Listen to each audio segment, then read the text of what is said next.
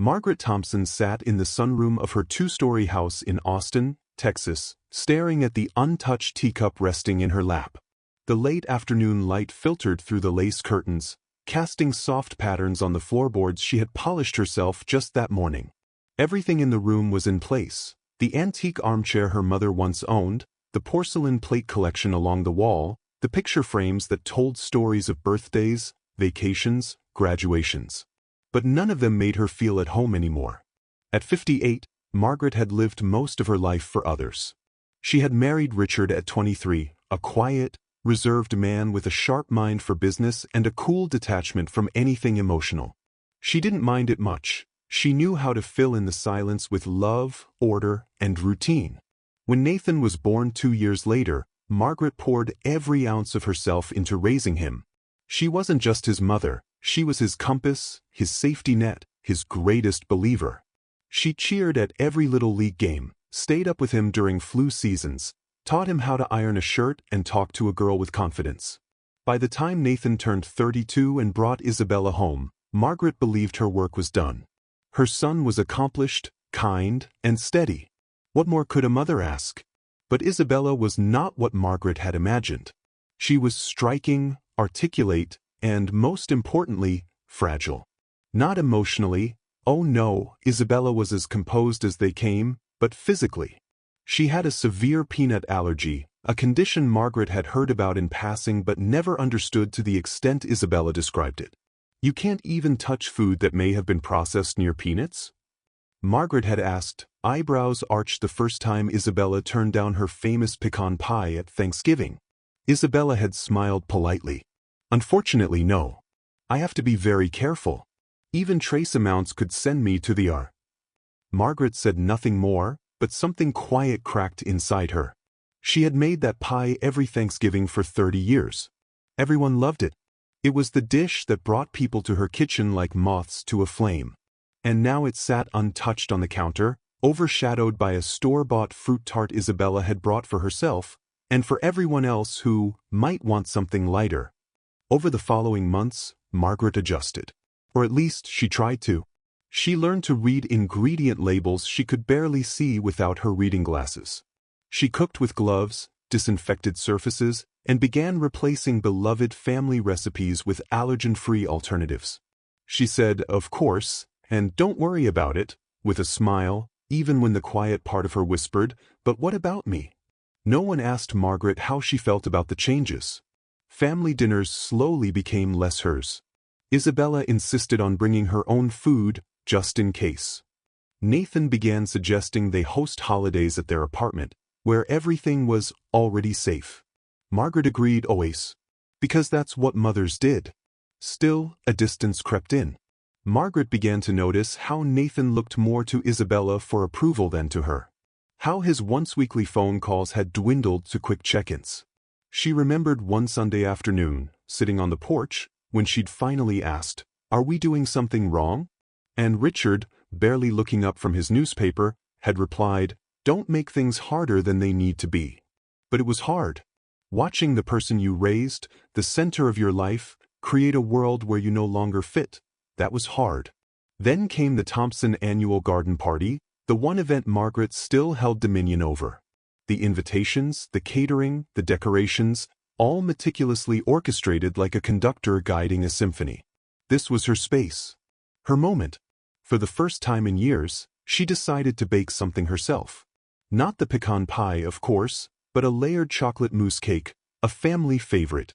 She used every ounce of care, making sure it was peanut-free, even though she suspected Isabella wouldn't touch it. Still, she hoped it would remind everyone, just for one evening, that she still had something to offer. Isabella arrived, polished and gracious, holding a glass-covered container.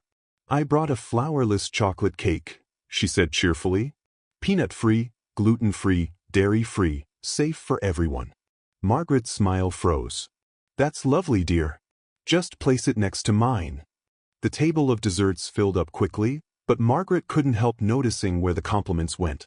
Isabella's cake was light, moist, perfect, as Nathan had whispered with pride. Her own dessert remained mostly untouched, fork marks only at the edges. Guests politely complimented the presentation but didn't come back for seconds. She didn't say anything. She never did. But later, when no one was looking, she took the leftover mousse cake and quietly tossed it in the trash. That evening, as she washed dishes in the quiet kitchen while laughter drifted in from the backyard, Margaret paused. Her hands, slick with soapy water, trembled slightly. She looked out the window at her son, laughing with Isabella, holding her waist like they were the only people in the world. And she remembered a moment from when Nathan was 7. He had come home with a bloody knee after falling off his bike. She'd rushed outside, panicked. But he had stood up, bleeding and grinning. "I didn't cry, Mom," he said proudly. And she had pulled him into a hug, whispered, "That's okay. You don't have to be strong all the time." Now, all these years later, she wondered, had she forgotten to say that to herself? Margaret dried her hands, turned off the faucet, and walked outside. She didn't interrupt anyone. She sat in the quiet corner of the patio, alone with her thoughts, letting the voices of her family flow around her like a current she no longer tried to swim against. For the first time, she let herself feel it. The sadness, the invisibility, the aching realization that maybe motherhood meant disappearing, piece by piece, until all that was left was the outline of who you used to be. But just as she was about to rise and leave the party early, a voice called out, "Margaret!" It was Isabella. Margaret turned, startled. "I noticed you weren't sitting with us. Is everything okay?" For a beat, Margaret almost said yes. Almost gave the easy answer. But instead, she smiled faintly and said, "I'm just giving everyone space." Isabella sat beside her.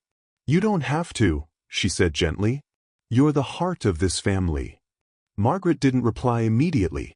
But in the warmth of that unexpected kindness, something in her softened. Maybe she hadn't been pushed out. Maybe she had simply stepped aside too far. And maybe, just maybe, it was time to step back in. The late spring breeze drifted through the open windows of the Thompson estate as Margaret moved methodically through the kitchen, wiping countertops already spotless. The annual Thompson family garden party was just hours away, a tradition she'd begun over 25 years ago.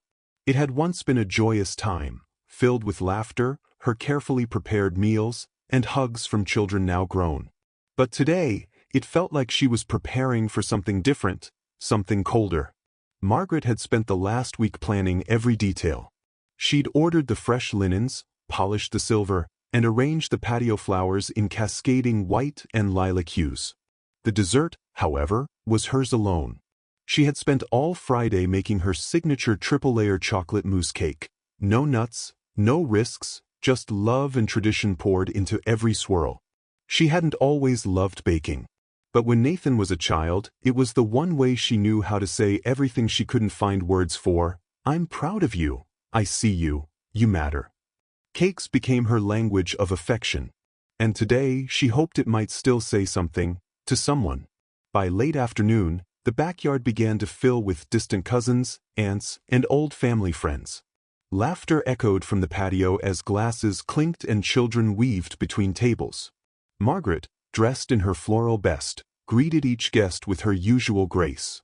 Her son Nathan arrived last, arm in arm with Isabella, glowing in a soft lavender dress.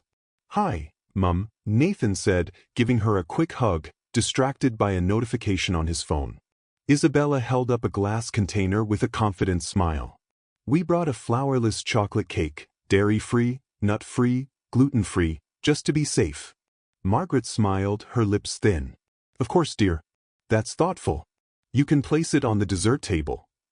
Isabella made her way to the long white-clothed table and carefully placed her cake beside Margaret's own. Margaret watched from across the patio as several family members immediately circled around it. Her sister-in-law clapped her hands. "Oh, Isabella, this looks incredible. I've been craving something light and not too sweet." "I had a little help from a bakery downtown," Isabella said modestly. Margaret's heart tugged. It was a small comment, innocent enough. But as the compliments continued, and Nathan proudly offered his wife's cake to others, something in Margaret began to shift. No one commented on the mousse cake, sitting quietly just inches away.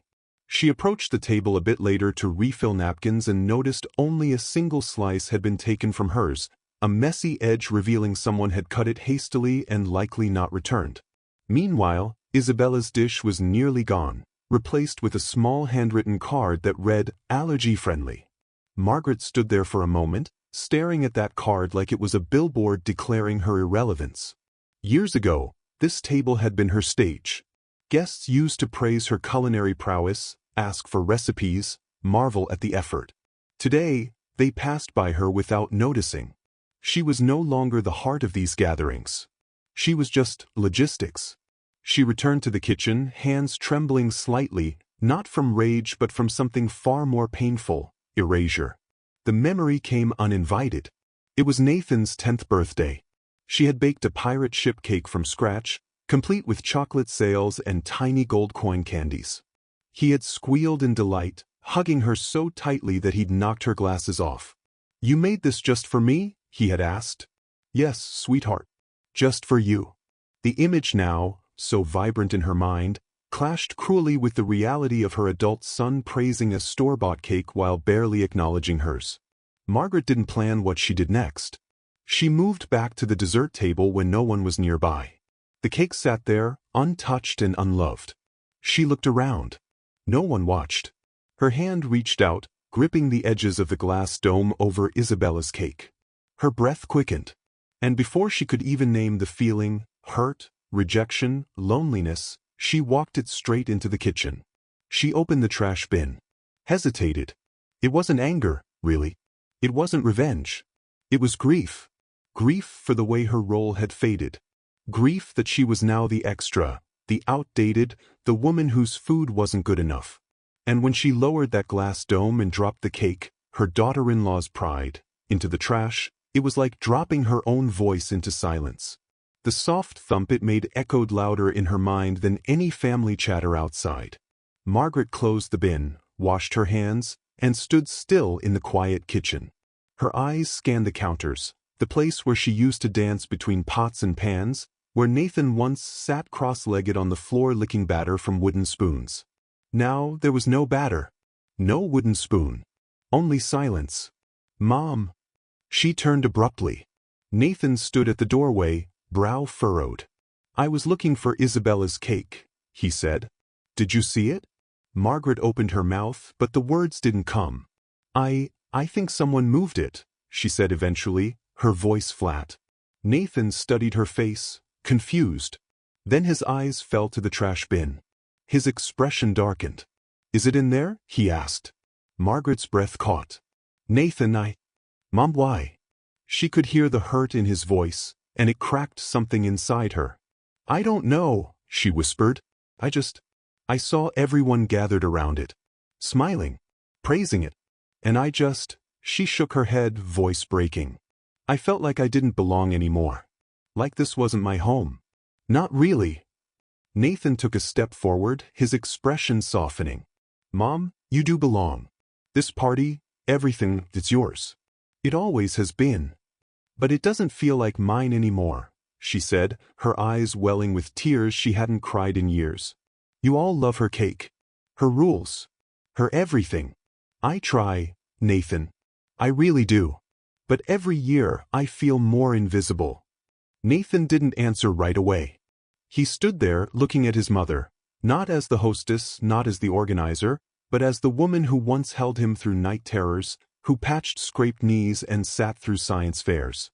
He stepped forward and wrapped his arms around her. "I'm sorry," he murmured. "I didn't see it." Margaret allowed herself to lean into the hug. Allowed herself to be seen, finally. From outside came the call of children and the fading sounds of a gathering winding down. But inside, in the stillness of the kitchen, a mother and son stood in a rare moment of truth. And for the first time in years, Margaret allowed herself to feel it all. Margaret stood at the edge of the patio, her fingers curled around the cold rim of her iced tea glass, watching as the last few guests trickled out of the garden. The sky above Austin had faded into a watercolor of pinks and golds, the string lights overhead flickering softly like distant stars. She should have been proud.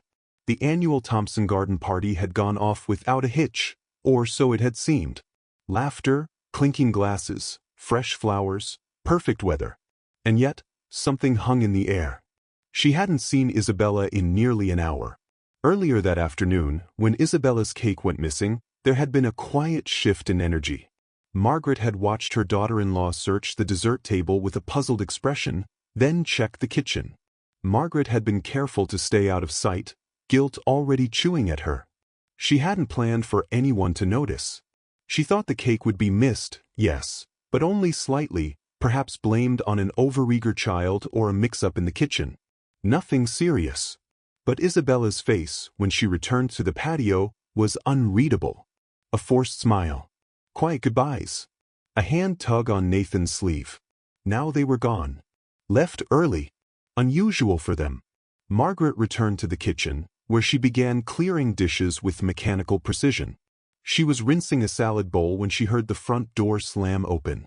The sound of heavy footsteps came fast. She turned, startled, to see Lily, her niece, breathless, phone clutched in hand. "Margaret, have you heard from Nathan?" she asked, voice trembling. "No," Margaret said cautiously, drying her hands on a tea towel. "Why?" Lily held up her phone. Her screen was lit up with a series of rapid messages. Her voice lowered. "Isabella's in the emergency room. She's having an anaphylactic reaction." The towel fell from Margaret's hand. "No," she breathed. "She barely ate anything." "She didn't eat anything, did she?" "I don't know," Lily said. "Nathan just texted the family thread. They're at Seton Medical. It's serious." Margaret's knees buckled, and she gripped the edge of the countertop for support. Her mind raced. What had Isabella touched? Eaten? Could it have been something from the party? Was there a mistake in one of the dishes? Then a horrifying thought struck her like ice water. The cake. She whispered it.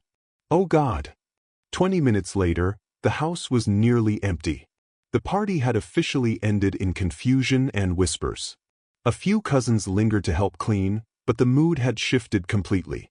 The phone calls began pouring in, Jessica, then Amanda, then her sister-in-law Helen. All asking the same question in different tones. What happened to Isabella's cake?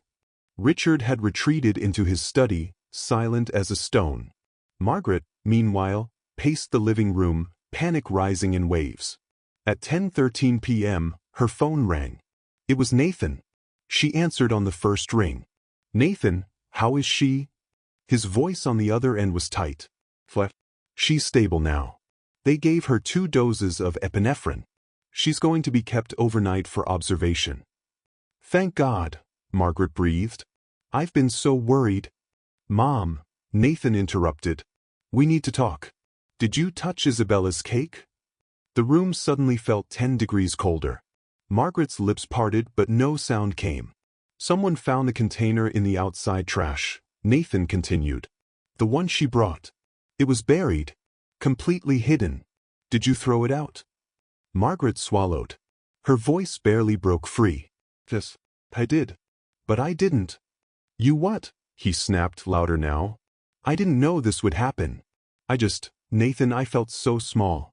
Everything she brought was praised and mine was forgotten. I acted on impulse. I didn't poison her."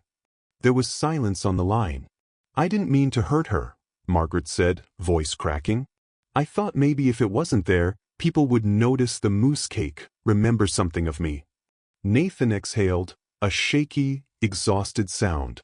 She ate a piece of her own cake before dessert was fully served. She wanted to make sure it was safe. She took a bite while we were chatting. A tiny bite. Margaret clutched her chest. "But it didn't have peanuts. I checked. We don't know if it was contaminated, if someone tampered with it." "But Mom," he paused. "Right now, everyone's asking questions. And they're looking at you." The words hit harder than she expected. By midnight, the Thompson family group chat had imploded into chaos. Accusations. Cousins speculating. An uncle bluntly suggesting the police should be involved, if this was deliberate.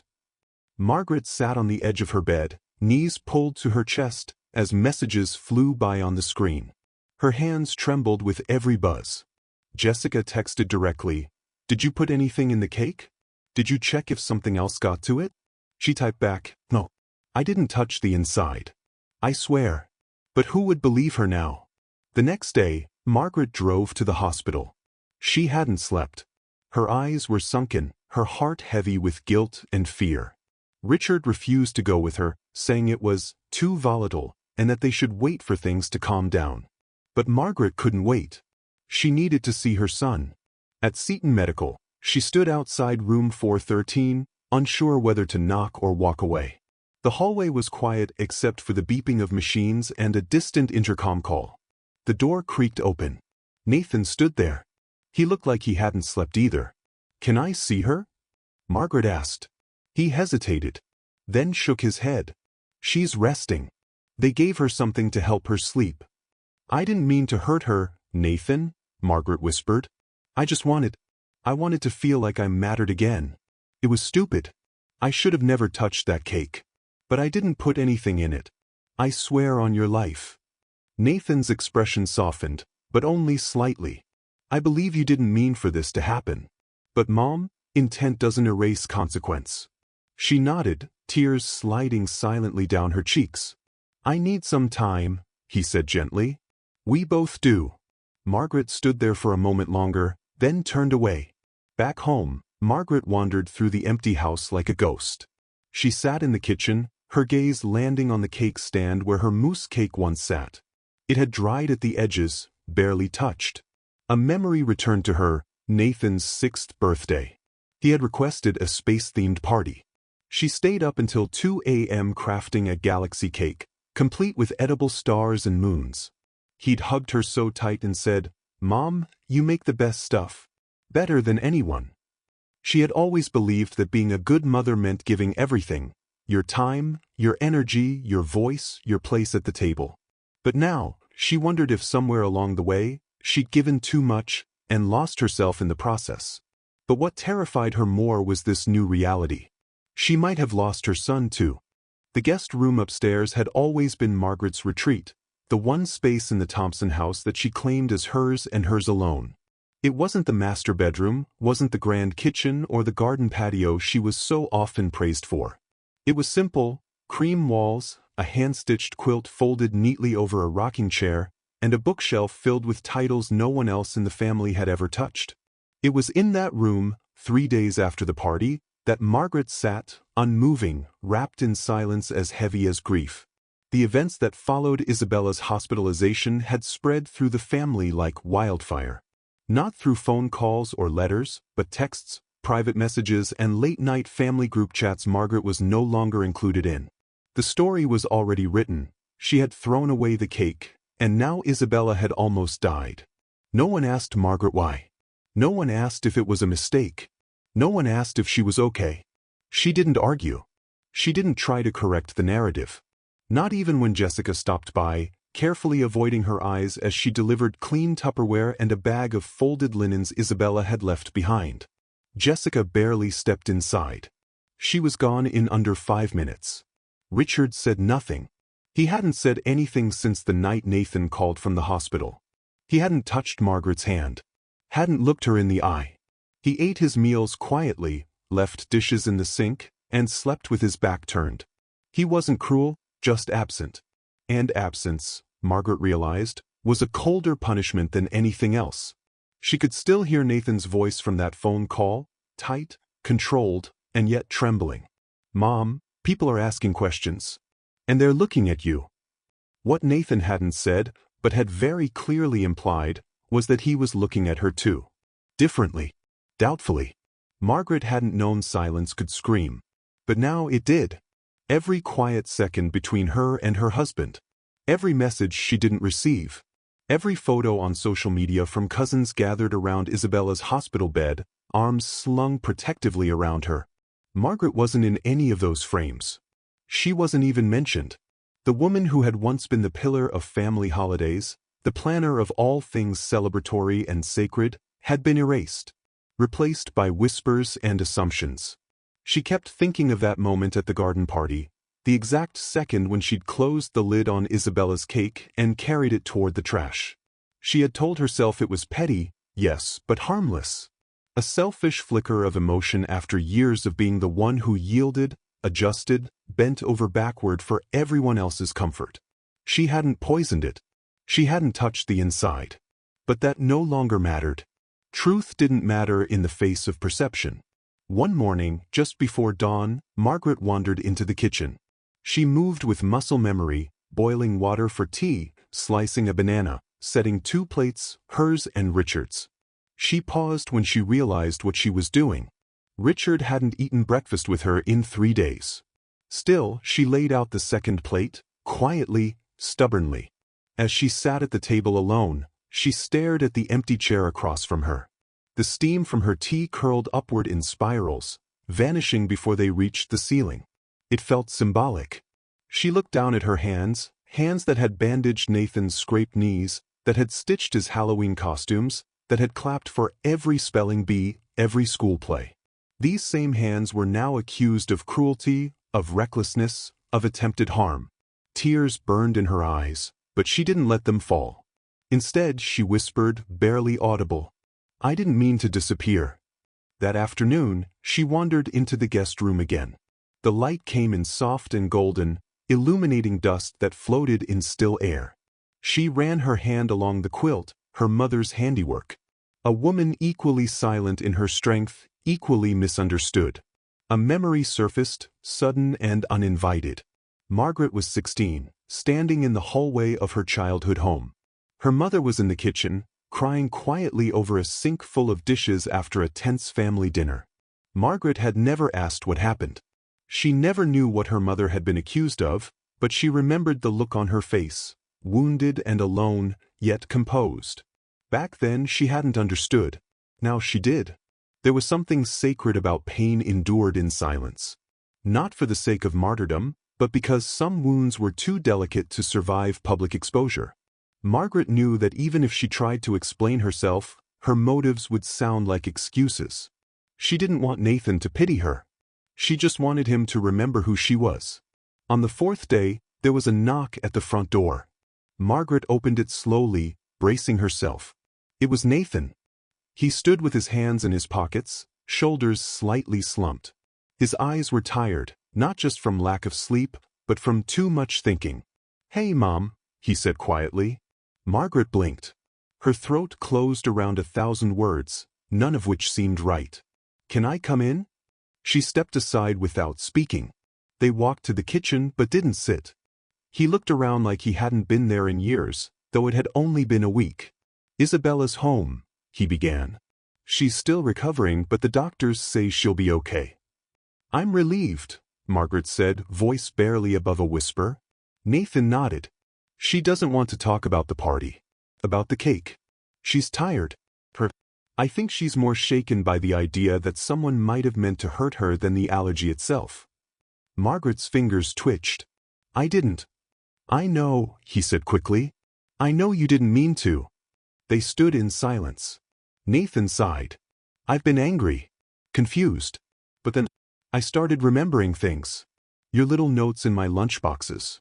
That time you drove 4 hours just to drop off my college jacket I left behind. The way you always made everyone feel like they mattered, even when no one did the same for you." Margaret's eyes filled, but she blinked them clear. "I can't defend what you did," he continued. "Throwing away her cake, it hurt. Even if it wasn't meant to be cruel, it felt like rejection." "I know," she said. "It was childish. I felt forgotten. Not needed anymore. That doesn't justify anything. But I never meant to hurt her. Or you." Nathan looked at her for a long time. Then he stepped forward and hugged her.